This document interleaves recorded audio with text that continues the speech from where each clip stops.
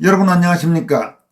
전국 6,200여 명의 전현직 교수가 회원으로 참여하고 있는 사회정의를 바라는 전국 교수 모임 약칭 정교모가 오는 3월 15일 금요일에 헌법재판소 앞에서 4.10 총선 전에 사전투표 효력정지 가처분 신청의 인용 여부를 판단할 것을 촉구하는 기자회견을 가집니다.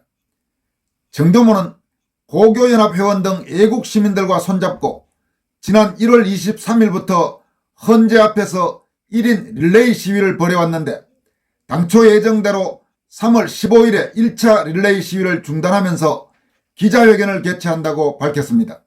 정교모와 고교연합 등은 지금까지 헌재 앞 1인 시위와 별개로 모든 헌법재판관 개개인에게 내용 증명을 보내 사전투표의 위헌성을 구체적으로 지적한 바가 있습니다. 이들은 사전투표에 대한 헌재의 입장이 4.10 총선 전에 나오지 않는다면 총선 이후 사전투표 폐지 범국민운동으로 이를 확대해서 헌법재판관들에 대한 법적, 정치적 책임을 물을 계획이라고 천명했습니다. 그럼 정교모가 이번 3월 15일 기자회견을 앞두고 오늘 사전 공개한 기자회견문과 성명서 내용을 살펴보도록 하겠습니다. 정교모는 먼저 헌재 앞 1인 시위 잠정 중단 기자회견문을 통해 다음과 같이 밝혔습니다. 사회정의를 바라는 전국 교수 모임 정교모와 고교연합은 2024년 1월 23일 바로 이곳 헌법재판소 앞에서 4.10 총선 이전 헌재의 사전투표 폐지 효력정지 가처분 결정을 촉구하는 기자회견을 하면서 밝힌 일정대로 3월 15일 1인 시위를 잠정적으로 중단합니다. 우리는 1월 23일부터 오늘까지 평일 하루도 빠짐없이 1인 시위를 통해 그리고 헌법재판소 재판관들에 대한 개별적인 내용 증명, 신문 광고를 통해 상식 있는 대한민국 국민의 요구가 헌법재판관들에게 충분히 전달되었다고 생각합니다. 이제 공은 헌법재판소로 넘어갔습니다. 우리는 우리가 밝힌 시위 일정 기간 중 가처분 결정이 내려지길 바랐으나 헌재는 4.10 총선 1차 투표일인 4월 5일을 21일 앞둔 지금까지 가처분 결정 기일을 공지하지 않고 있습니다. 앞으로 3주가 대한민국 민주주의 성패 헌법재판소의 존폐를 결정하는 기간이 될 것입니다. 규범적, 제도적, 기술적 결함투성이 국민 불신의 대상인 사전투표제를 그대로 방치하여 일어나는 책임은 사전투표제의 퇴로를 유일하게 열어줄 법적 권한과 책무가 있는 헌법재판소에 있음을 다시 한번 환기시키며 아래 성명서로 헌법재판관들의 맹성을 촉구합니다. 그리고 1인 시위는 당초 예정했던 대로 오늘 종료하지만 4.10 총선 이후에는 더 본격적으로 위헌적 사전투표가 폐지되는 그날까지 더 많이 국민을 결집시키고 체계적이며 지속적으로 이 운동을 벌여가고 사전투표를 방치했던 자칭 헌법의 수호자들에 대한 책임을 추궁해 나갈 것입니다. 정교모는 또 헌법재판소는 4.10 총선 전에 사전투표 효력정지 가처분 인용 여부를 판단하라라는 제목의 성명서를 통해 다음과 같이 촉구했습니다. 민주공화국의 정당성은 대의제기관 구성을 위한 선거의 정당성으로부터 나온다. 그런데 지금 대한민국의 사전투표는 그 비중이 본투표와 비슷하거나 지역에 따라 본투표를 능가하기도 한다. 이것은 사전투표가 아니라 1차 투표의 다름 아니다. 며칠 간격을 두고 투표를 2번에 나누어 1, 2차 투표로 실시하는 나라는 세계에서 대한민국이 유일하다. 대한민국이 비정상 국가인가? 지난 2022년 독일 베를린주 헌법재판소는 투표소 중 일부에만 문제가 있었지만 주권의 행사는 동일한 시점에 이루어져야 한다는 이유로 정상적으로 투표가 치러진 투표소 모두를 포함한 베를린 전 지역의 선거를 무효화했다. 서로 다른 시점에서 서로 다른 정치적 판단 근거를 갖고 있는 두 개 유권자 집단을 허용해서는 안 된다는 것이 그 취지이다. 지금 헌재에는 사전투표제도 위헌 확인을 구하는 헌법소원 심판 사건이 2건, 여기에 부대하여 총선 전에 효력을 정지해달라는 가처분 사건 2건이 각 계류 중이다. 헌법재판소는 주권은 동일한 시점에서 동일한 정보를 접하는 국민에 의하여 행사되어야 한다는 본질적인 헌법 원리가 무참히 짓밟히고 조롱당하는 현실을 바로잡을 수 있는 유일한 기관이다.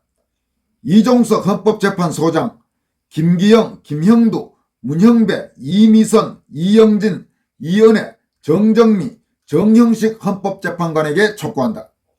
당신들은 4.10 총선 전에 지금과 같은 사전투표제를 주권 행사의 수단으로 계속 존치해도 되는지 여부를 결정해야 한다. 주권자 국민의 명령이다. 이 시대의 헌법 수호자를 자처한다면 총선 이전 사전투표제 효력정지 가처분 판단에 더 이상 위적되지 말아야 한다. 아래 여론조사 결과에서 보듯이 사전투표제에 대한 국민적 불신은 객관적 수치로 나타나고 있다. 지금의 사전투표제가 위헌인지 합헌인지 헌법재판관들은 국민에게 최고의 규범 판단자로서 명확한 해석을 내려줄 의무가 있다. 헌재가 이 결정을 총선 이후로 미룸으로써 사전투표제의 위헌 여부에 대하여 국가의 공적 권위에 기반한 판단 없이 총선이 진행되고 그로 인해 선거 과정의 투명성, 민주성, 정당성을 둘러싼 사회적 대혼란이 생긴다면 그 책임은 헌법재판관들이 져야 할 것이다.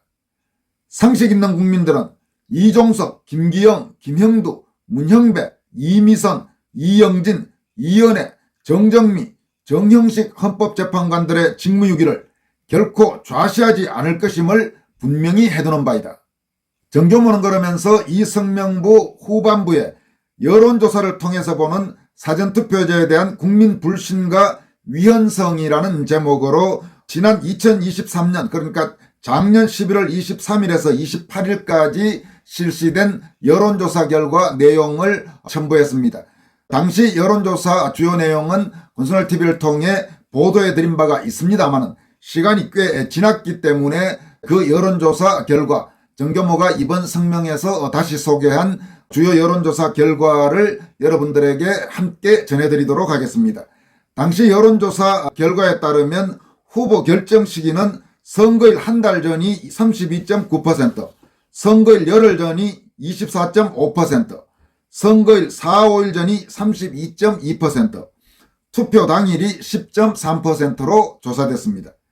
또 지지 후보나 정당에 문제가 발생할 때 지지 후보나 정당을 바꿀지 여부에 대해서는 동의한다가 63.9%, 동의하지 않는다가 25.7%로 나타났습니다.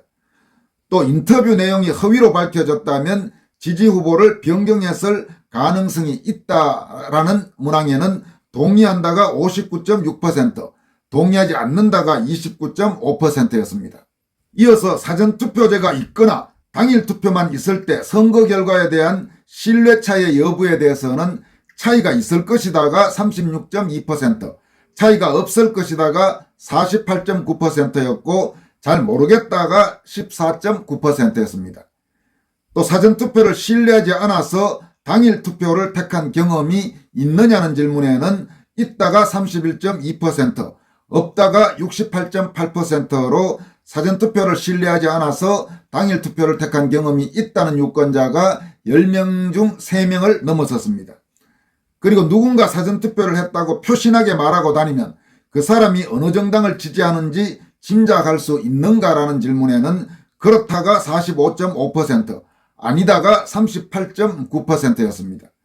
마지막으로 중앙선관위의 선거관리를 신뢰할 수 있는가라는 질문에는 동의한다가 44.9%고 동의하지 못한다가 45.7%로 선관위의 선거관리를 신뢰할 수 없다고 생각하는 국민이 신뢰한다는 국민보다 소폭이긴 하지만 오히려 조금 더 많았습니다. 그만큼 선관위에 대한 국민적 불신이 크다는 점을 보여주는 것입니다. 이어서 전해드릴 소식은 오늘 발표된 국민의힘 추가 공천자 내용들입니다. 먼저 여러분들이 극혐하시는 정치인 중 한 명인 하태경, 부산의 강남이라고 불리는 해운대 갑에서 국민의힘 계열 공천을 받아서 거의 3선을 그냥 속말로 해먹었다고 해도 지나친 말이 아닌 하태경, 이준석과 함께 권순월TV 시청자들 중 압도적 다수가 극히 아마 혐오하는 사람이라고 생각합니다만은 하태경이 이번에는 공천을 받지 못했습니다.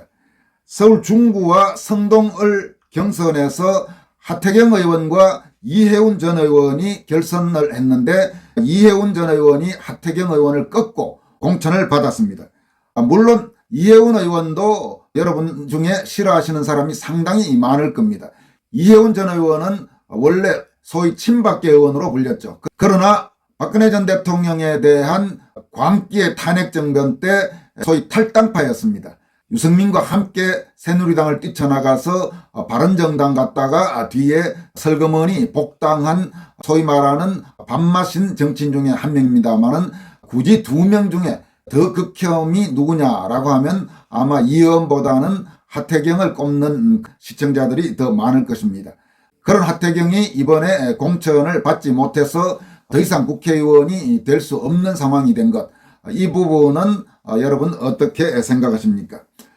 또 눈길이 가는 대목은 부산 서구와 동구에서 김영삼 전 대통령의 손자인 김인규 전 행정관이 부장검사 출신인 곽규택 변호사 그리고 이영풍 전 KBS 기자와의 3자 경선에서 이기면서 공천을 받았습니다.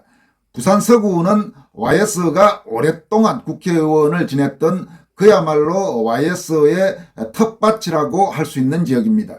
이 부산 서구 그리고 이번에는 서구와 동구가 합쳐져서 하나의 지역구인 것 같습니다만은 부산 서구와 동구에서 YS 손자인 김인규 전 대통령 비서실 행정관이 공천을 받아서 할아버지 YS에 이어서 국회의 입성을 노릴 수 있게 됐습니다. 또 강원도 춘천, 철원, 화천, 양구을에서는 삼선의 한기호 의원이 허인구 전 지원방송 대표에게 승리해서 공천을 받았고 대구 동구 군위을에서는 현역 초선인 강대식 의원이 이재만 전 동구청장에게 결선 투표 끝에 승리했습니다.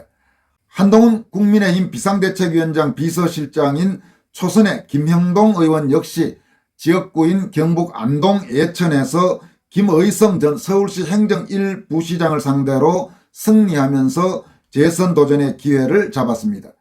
또 친윤계 즉 친윤석열계 초선 비례대표 의원인 이용 의원은 경기도 하남갑에서 공천이 확정됐습니다. 마지막으로 살펴볼 소식은 프로복싱 세계 챔피언을 지낸 홍수환 전 한국권투위원회 회장이 오늘 정광훈 목사가 주도하고 장경동 목사가 현재 당대표로 있는 자유통일당에 입당했습니다. 홍수환 전 회장은 오늘 오전 서울 여의도 자유통일당 중앙당사에서 열린 입당식에 참석해서 날개만 달아주시면 날겠다, 실천하는 홍수환이 되겠다면서 후손들을 위해 희생할 수 있는 홍수환이 되겠다고 말했습니다.